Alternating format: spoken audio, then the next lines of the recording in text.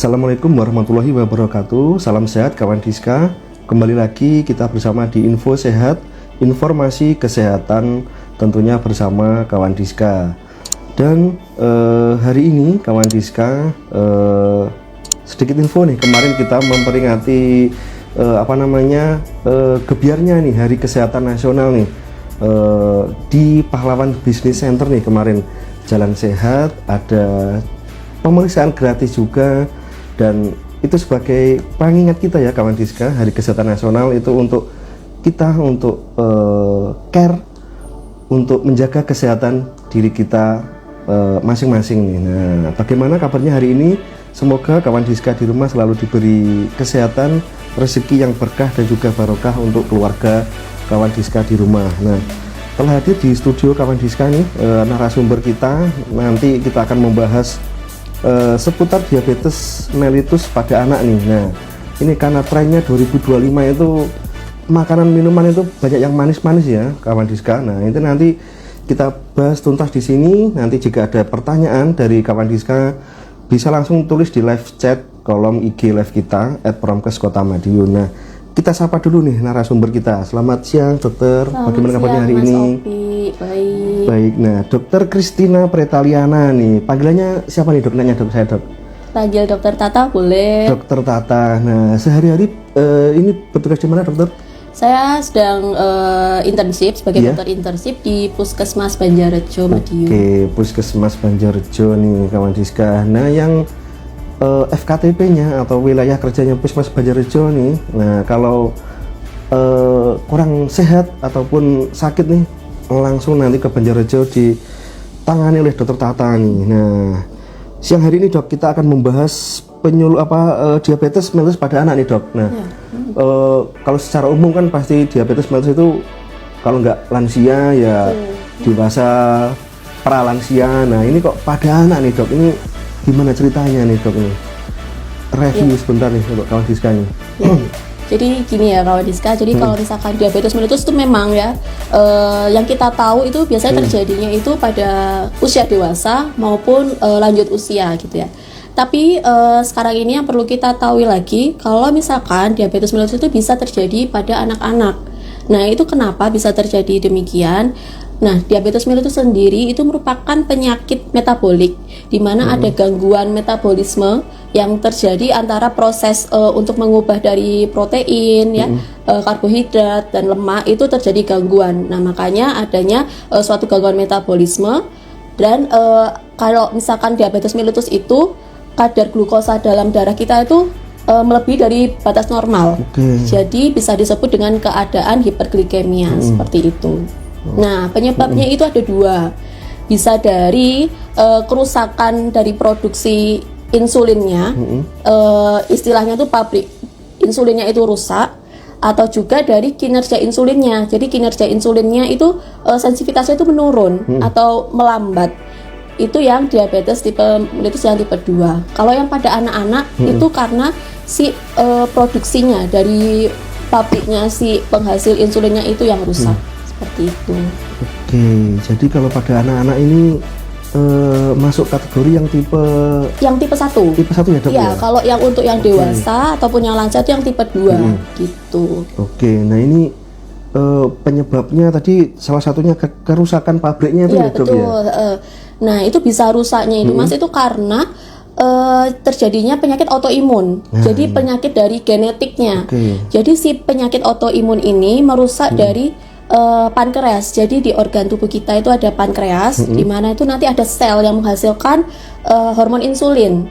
Nah, hormon insulin ini nanti yang akan berfungsi untuk membantu ya sebagai transport untuk menyalurkan dari glukosa masuk ke dalam sel seperti itu. Lah, kalau misalkan dari DM tipe 1 yang terjadi pada anak-anak, ini si pabriknya yang rusak.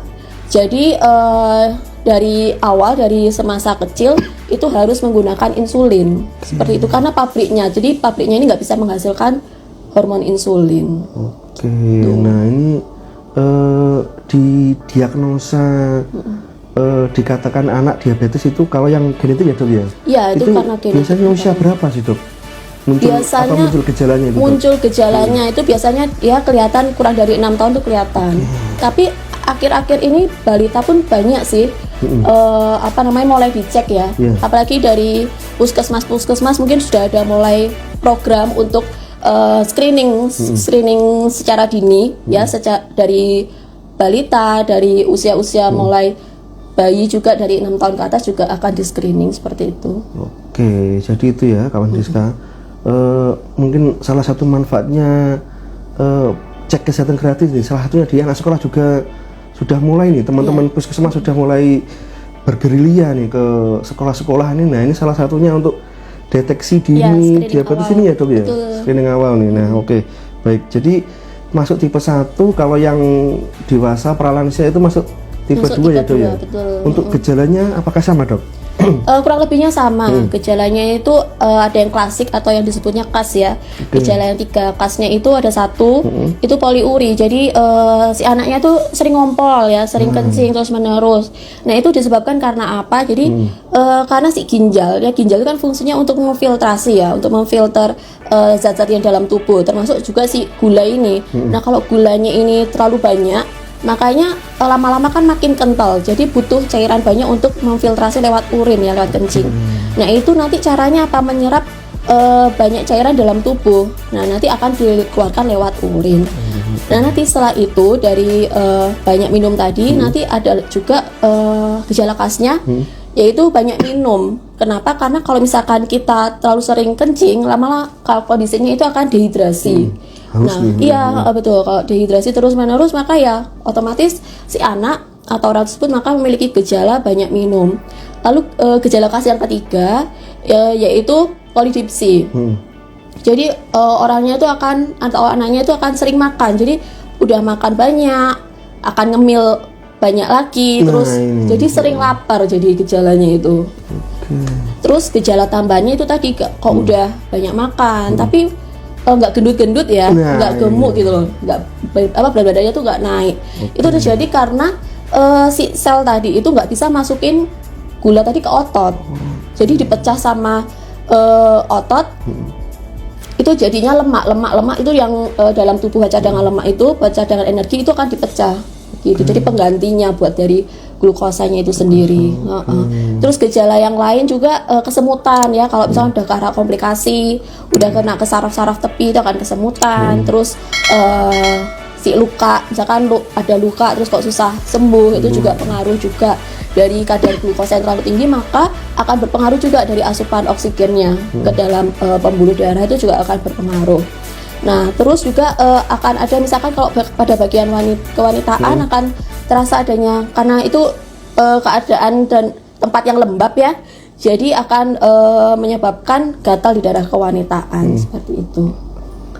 Oke, jadi itu ya kawan Rizka. Gejala khasnya sama ya, Dok ya, 3 iya, sama kayak orang dewasa, 3 sama khas orang itu dewasa. tadi. Nah, tadi kalau makan banyak enggak gendut, berarti yang gendut ya gini aman ya, Dok, berarti ya, Dok ya? Aman, tapi juga belum tentu ya, belum tentu, tapi juga harus dicek lebih dini lagi. Oke, siap. Gitu. Nah, itu ya kawan Rizka, ya, pentingnya deteksi dini nih untuk Bapak Ibu di rumah nih, dan juga keluarganya nih. Kita manfaatkan cek kesehatan gratis, screening deteksi dini, entah itu di CKG ataupun di puskesmas, kita bisa memanfaatkan. Nah, kita lanjutkan dulu nih, Dok nih. Untuk gejala yang lainnya nih. Kalau lansia kan mungkin timbul melihat itu Dok? Retinopati, ya itu udah. Ya itu untuk balita atau anak itu apakah bisa, Dok? Bisa, kan karena kita kondisi yang misalkan ini tadi, kalau misalkan orang tua tidak screening awal ya anaknya ya, udah ada gejala seperti itu, 3 KAS itu tadi kok nggak di screening, dicek gula darahnya, terus nggak menutup kemungkinan akan arahnya ke komplikasi. Iya, jadi kok misalkan anaknya tiba-tiba penglihatannya jadi buram ya mungkin rabun jauh juga bisa, tapi ya harus dicek juga seperti itu. Oke, nah apakah efeknya yang pembakaran tadi, Dok, lemak tadi itu apakah anak sekolah ini mudah ngantuk, mudah lelah, itu apakah juga salah satu penyebabnya, Dok? Atau gejalanya, mohon maaf. Iya, sama. Nah, itu kenapa kok anak-anak ngantukan ya, lemes. Padahal ya makan juga banyak, tapi kok kayak nggak ada energi sama sekali. Itu tadi karena penyebabnya harusnya si glukosa itu bisa masuk ke dalam sel, tapi si sel ini itu merasakan nggak ada masukan gula sama sekali ya, contohnya kayak kekurangan energi, jadinya ya nggak menutup kemungkinan anak akan merasa lemes. Itu jadi makanya sinyal cuma mengirimkan ke otak itu untuk makan aja, tapi tadi sel sama sekali nggak ada pemasukan dari glukosa dari ini insulinnya itu. Iya. Nah, untuk nilai normalnya nih dok, nih dikatakan pradiabetes atau diabetes itu berapa sih dok? Ya, kalau menurut sumber dia dibagi 3 usia, jadi ada usia kurang dari 6 tahun. Kalau usia kurang dari 6 tahun itu 100 sampai 200 ya nilai normalnya. Kalau misalkan 6 sampai 12 itu nilai normalnya 70 sampai 100. Kalau misalkan lebih dari 12 tahun itu nilai normalnya lebih dari 100 kurang lebihnya. Itu gula darah acak ya dok ya? Iya, gula darah sewaktu. Iya. Terus untuk gula darah puasa apakah ada? Ada. Kalau gula darah puasa itu nanti yang kurang dari 6 tahun itu kurang lebihnya 100. Kalau yang 6 sampai 12 tahun itu kurang lebihnya 70. Kalau yang usia lebih dari 12 tahun itu kurang lebihnya 70 sampai 100 seperti itu. Oke, nah itu ya kawan Diska, nanti keluarganya ataupun anak kita nih, tapi semoga jangan sampai nih kejadian.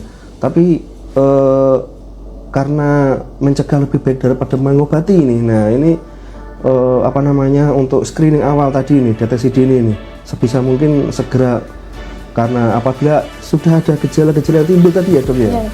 Nah seperti itu. Nah ini dok, apabila sudah dikatakan diabetes nih, misalkan anak usia 6 atau 8 nih sekolah nih, nah itu langkah awalnya gimana dok? Langkah awalnya pasti harus diperiksakan lebih lanjut ya. Diperiksakan misalkan bapak ibu udah cek anaknya mandiri ya dengan alat yang diperiksa dari ujung jari itu, terus dipantau secara rutin kok nilainya tinggi terus, nanti dikontrolkan aja, bisa ke puskesmas bisa ya langsung, atau mau ke dokter anak juga bisa, ke vaskes kesehatan yang lainnya boleh. Oke, nah untuk penegakan diagnosa di puskesmas bisa ya dok ya? Bisa. Oke, jadi itu ya kawan Diska, bapak ibu di rumah, apabila putra putrinya nih yang masih anak sekolah nih, karena sudah timbul gejala tadi nih, itu bisa dicekkan segera nih, dicek kesehatan gratis di puskesmas bisa, ataupun di klinik dan rumah sakit nih, untuk penegakan diagnosa awal nih dan penanganan lebih lanjutnya nih. Nah kita lanjutkan dulu dok. Nah untuk tadi sudah dikatakan diabetes, langkah awalnya periksa lah. Untuk mengendalikan ini dok, ini seperti apa nih dok caranya dok? Nah, untuk pengendaliannya ya, pertama dari anak sendiri harus dimotivasi ya, dan harus diberi pengertian lebih dini. Kalau misalkan apalagi kalau orang tuanya juga komorbid memiliki riwayat diabetes, harus diberikan pengertian kalau kondisinya itu kadar darah dari glukosanya itu tinggi gitu ya. Bisa juga dari turunan dan juga dari kebiasaannya, jadi memulai sejak dini untuk mengurangi yang manis-manis.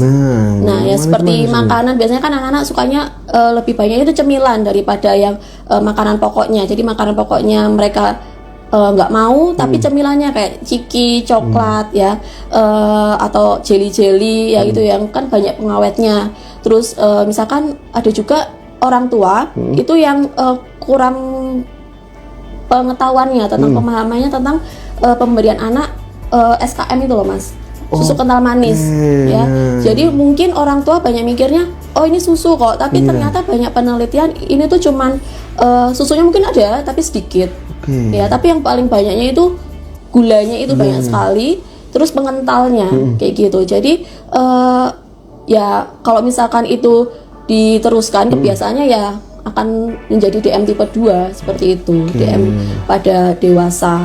Terus ini yang kemasan susu kotak itu mas, nah itu kan sukanya kalau anak kecil, sukanya anak soalnya boleh sebenarnya diberikan susu seperti itu, cuman kalau bisa yang tanpa rasa, jadi benar-benar yang susu murninya. Kalau misalkan orang tua mau melihat untuk memberikan anak tuh dilihat dulu dari gulanya itu berapa gram seperti itu. Terus nanti kalau misalkan mungkin 15 gram sedikit ya, tapi boleh ditimbang sendiri di rumah gula sebanyak 15 gram itu seperti apa gitu. Jadi pengetahuan orang tua juga penting nih kawan Diska. Karena di luaran sana itu banyak susu-susu kemasan yang rasa-rasa lah, apalagi Dok, yang warna-warni, stroberi, coklat dan apa, itu pasti anak kan pasti suka di situ. Nah itu ya kawan Diska.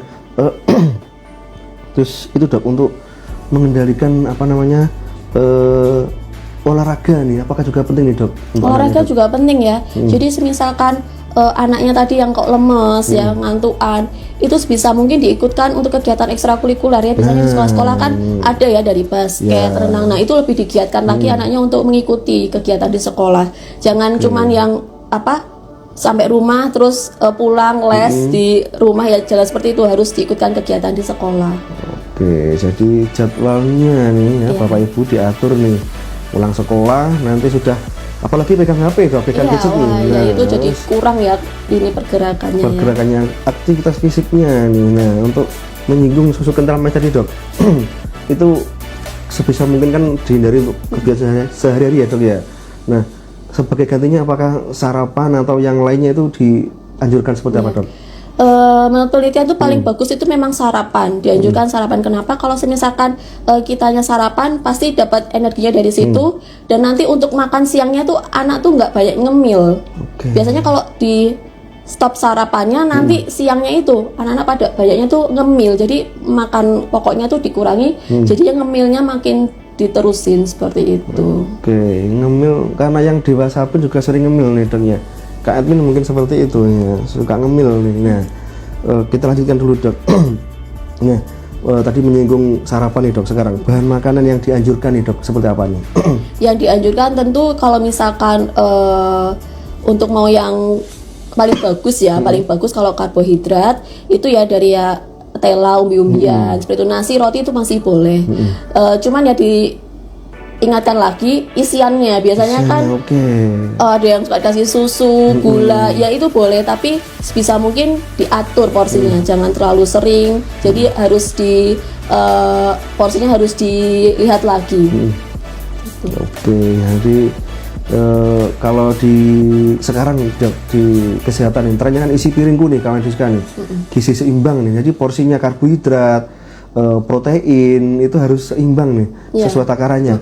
Jangan sudah pakai nasi lauknya mie, seperti itu sudah menumpuk gitu ya Dok ya? Iya betul, jadi harus dilihat lagi ya, isi piringku tuh ada apa aja. Itu nggak cuman karbo, tapi juga ada nasi ya, sayurnya harusnya dibanyakin, lebih diperbanyak. Lalu proteinnya, kalau bisa protein itu jangan yang terlalu sering yang digoreng.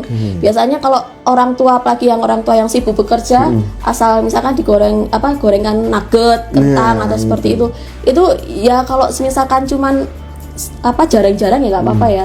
Cuman kalau terlalu sering itu kan, kalau misalkan seperti makanan cepat saji itu kan banyak banget ya pengawetnya ya, garamnya juga tinggi, kandungan gulanya juga tinggi, jadi susah untuk mengontrol.